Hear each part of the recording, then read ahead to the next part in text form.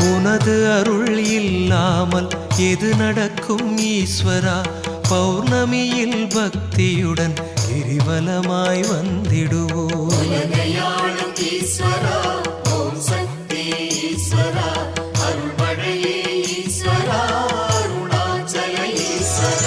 கனவெல்லாம் நனவாக கை கொடுக்கும் ஈஸ்வரா, பௌர்ணமியில் பக்தியுடன் கிரிவலமாய் வந்திடுவோம்.